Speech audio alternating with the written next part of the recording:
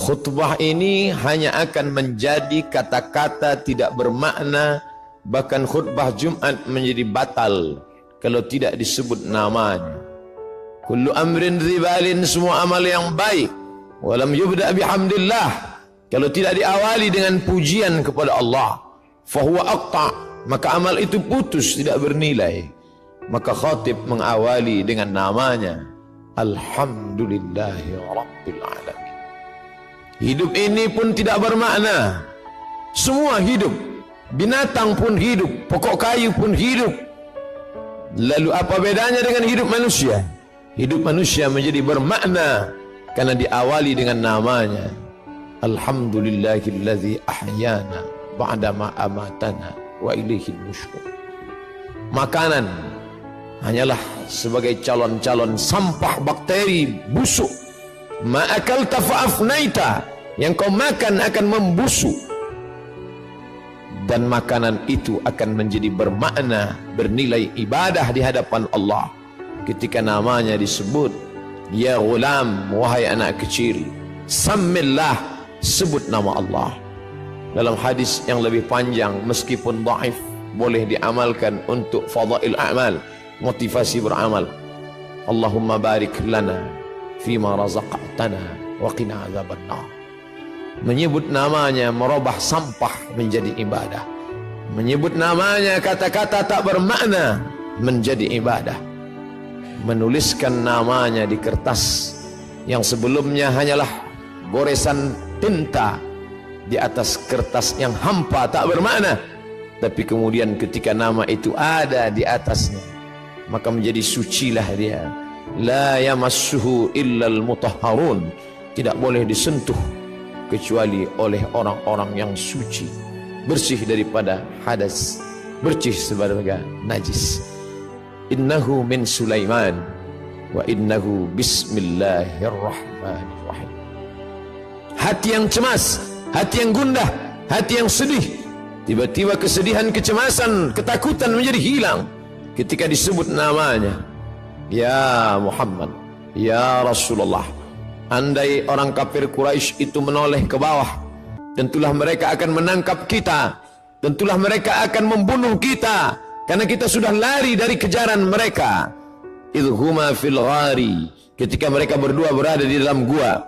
Idh yaqulu li sahibihi, ketika dia berkata kepada sahabatnya yang sedang ketakutan, cemas, la tahzan, jangan takut, jangan cemas, jangan khawatir, innallaha ma'ana, Allah bersama kita. Ma dhannuka bithnaini, hai Abu Bakar As-Siddiq, kalau kau sangka kita berdua, fallahu thalithuhuma, ada Allah di antara kita. Wa huwa ma'akum aynama kuntum, dia selalu bersama dimanapun kamu berada. Ketika dunia terasa sempit, Allahumma qad daqat alaika, Allahumma qad daqat alayya, ya Allah sudah terasa sempit dunia ini bagiku. Bima rahubat, padahal sebelumnya dunia ini lapang, tapi hari ini terasa sempit. Maka keluar dari mulut, ya Allah. Idza daqat alaika dunya faqul ya Allah. Kalau terasa sempit dunia, hembuskanlah nafas panjang, katakan ya Allah. Idza sa'alta fas'alillah, kalau kau minta, mintalah kepada Allah. Wa idza sta'anta fasta'in billah, kalau memohon pertolongan, tiada tempat meminta, tiada tempat berharap kecuali Dia. Tempat yang najis, tempat yang kotor, tempatnya syaitan. Tapi ketika namanya disebut, tempat itu pun berubah menjadi bernilai ibadah. Allahumma inni a'udzubika minal khubuthi wal khaba'ith. Di tempat itu tidak boleh disebut namanya. Tulisan yang ada di cincin Muhammad Rasulullah tidak boleh dibawa ke dalamnya. Lalu hamba itu merasa dirinya berdosa, keluar dari tempat najis, kotor, berbau busuk itu. Dia langkahkan kaki kanan, lalu dia katakan, ghufranaka, ghufranak, ampunkan aku ya Allah, karena tadi aku lalai. Lidah yang kau ciptakan mesti menyebut engkau, tapi aku pakai menyebut yang lain. Tapi itu bukan juga karena kesalahanku, tapi karena memang tidak boleh menyebut nama engkau yang suci, di tempat yang kotor, maka dia katakan, ghufranaka, ampunkan aku ya Allah, karena lidahku lalai menyebut nama-Mu. Begitulah hidup orang beriman, tidak pernah kosong dari sesuatu apapun selain keluar dari mulutnya Masya Allah, la haula wa la quwata illa billah, subhanallah. Bahkan ketika dia akan berbuat esok hari, Nabi SAW ditegur, wala taqulanna li syai'in inni fa'ilun dzalika ghada, jangan kau katakan aku akan melakukan perbuatan itu besok pagi, illa ayyasha Allah, illa melainkan ayyasha Allah, Allah yang berkehendak. Dialah yang memberikan kudrat, Dia yang memberikan iradat. Kita tunduk dan patuh, bersimpuh berkata, la haula wa la quwata illa billah. Tiada daya, tiada upaya kecuali dengan kekuatan, dengan tenaga, dengan apa yang Dia berikan. Dan sampai masanya semua itu akan diminta, dituntut, diminta pertanggungjawaban di hadapan Allah Subhanahu wa ta'ala. Nikmat terbesar bagi kita hari ini bukan kaya, karena banyak orang yang kaya tapi harta tidak bisa menolong di hadapan Allah. Nikmat terbesar bagi kita hari ini bukanlah jabatan. Kenapa banyak jabatan tapi tidak bisa menolong melepaskan dari neraka jahanam? Kalaulah manusia itu mulia karena jabatan, maka Fir'aun jauh lebih mulia. Kalaulah manusia itu mulia karena harta, maka Qarun sampai hari ini harta yang tertimbun di dalam tanah, tetap orang berkata harta Qarun. Kalaulah orang mulia karena otaknya, maka tidak ada yang lebih cerdas daripada Haman.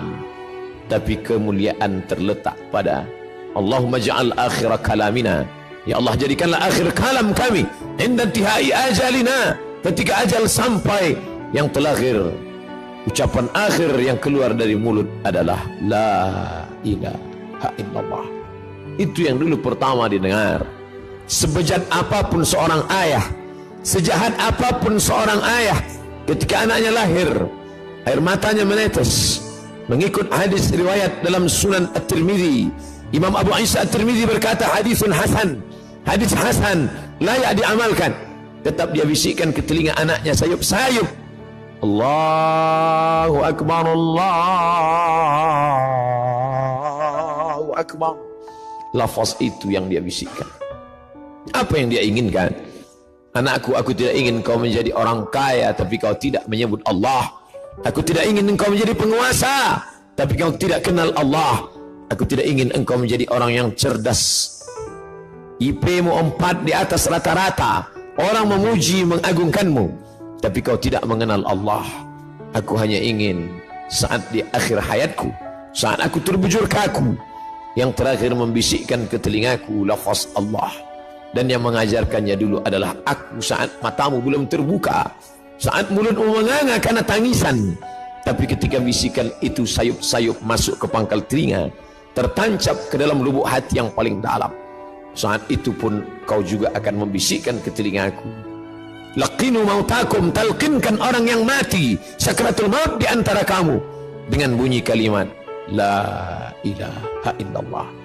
La taqumus sa'ah, dunia tidak akan kiamat selama masih ada orang berjalan di atas muka bumi berkata yaqulu Allah, Allah.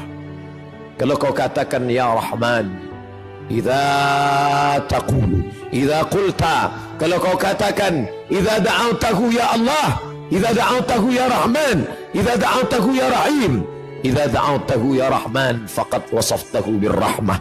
Kalau kau panggil dia ya Rahman, maka saat itu engkau sedang memberikan sifat rahmah, kasih sayang. Saat kau panggil dia ya Aziz, saat itu engkau sedang memberikan sifat izzah, keperkasaan, keagungan, kemuliaan. Tapi saat kau katakan ya Allah, idza da'awtahu ya Allah, kalau kau panggil dia dengan nama ya Allah, laqad wasaftahu bi jami' sifatil kamal wal jalal, saat itu engkau sedang menyebut dia dengan nama-nama, sifat-sifat keindahan dan kemuliaan. Jangan hanya kau cukapkan, jangan hanya kau katakan, jangan hanya kau lantunkan di ujung lidahmu. Karena dulu pun mereka juga berkata amantu billah, aku beriman kepada Allah, aku percaya kepada Allah. Tapi kemudian ketika perbuatan tidak berpengaruh apa-apa, mulutnya berkata ya Allah, tangannya menyuap yang haram. Mulutnya berkata ya Allah, matanya memandang yang dilarang Allah. Mulutnya berkata ya Allah, kakinya melangkah ke tempat yang tidak diridai Allah. Wa minan nasi man yaqulu amanna. Ada di antara manusia yang berkata dengan mulutnya amanna. Sulitkah berkata dengan lidah yang tak bertulang? Tidak ada susahnya berkata sesuai apa yang kau mau. Tapi ketika dia tidak masuk ke dalam hati, lain di bibir, lain di hati. Innal munafiqin, orang-orang munafik, fid darkil asfali minan nar, letaknya neraka jahanam. Ketika Nabi SAW sampai di suatu kampung, waqalatil a'rabu qalu amanna, orang-orang Arab Badui itu berkata amanna, kami beriman kepada Allah.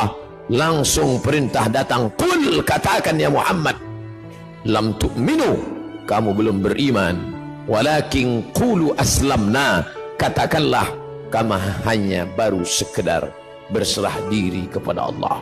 Kami hanya baru sekedar menyerahkan diri kepada Allah. Walamma yadkhulul iman fi qulubikum, iman belum masuk ke dalam hati kamu. Sendirian, tidak ada teman dan sahabat. Di belakang ada pasukan Fir'aun yang akan membunuh. Di depan ada lautan luas yang akan menelan. Laut merah siap menyantap makhluk yang lemah itu. Dan saat itu apa kata bala tentara Fir'aun? Bunuh dia, dia yang sudah membunuh, dia yang sudah melarikan diri, habisi nyawanya. Dan kawan-kawan yang sebelumnya dianggap sebagai sahabat, ternyata mereka hanyalah musuh yang berbaju kawan. Mereka hanyalah lawan yang sudah mencuri tempat di barisan kawan. Lalu apa kata mereka? Inna lamudrakun, kita akan tertangkap Musa. Musa, lihatlah mereka di belakang, mereka akan menangkap kita Musa. Kita akan tertangkap dan kita akan dibunuh Musa. Ternyata tidak semua kawan itu membisikkan ketenangan hati. Banyak juga kawan yang menyiramkan bensin di lalang yang kering. Mereka hanya akan memprovokasi, mereka hanya menakut-nakuti, mereka hanya akan menanamkan kecemasan. Innalam mudrakun, mereka akan menangkap kita. Apa yang keluar dari mulut Musa? Kalla, kalla, sekali-kali tidak. Inna ma'iya rahbi sayahdin, inna ma'iya rabbi sayahdin, bersamaku ada Allah. Kalian mungkin tidak bersama Allah, tapi bersamaku ada Allah. Merenung sejenak, keluarkah kalimat Allah dari mulut kita ketika kesusahan datang? Keluarkah kalimat Allah dari mulut kita ketika sumpah serapah datang? Atau dia hanya kata-kata yang bersemayam saat hati senang? Kalau kesenangan dan kesusahan membuat berbeda, pujian membuat melambung, caci maki membuat murung, sesungguhnya belumlah kita beramal mukhlishina lahuddin. Merenung sejenak, mengingatkan hati yang lupa, yang hampa, bahwa sampai masanya kata-kata itulah yang membuat kita bisa bersama dengan Allah. Allah, Allah. Barakallahu li wa lakum fil Qur'anil azim, wa nafa'ani wa iyyakum bima fihi minal ayati wal dzikril hakim, wa taqabbala minni wa minkum tilawatahu innahu huwal ghafurur rahim.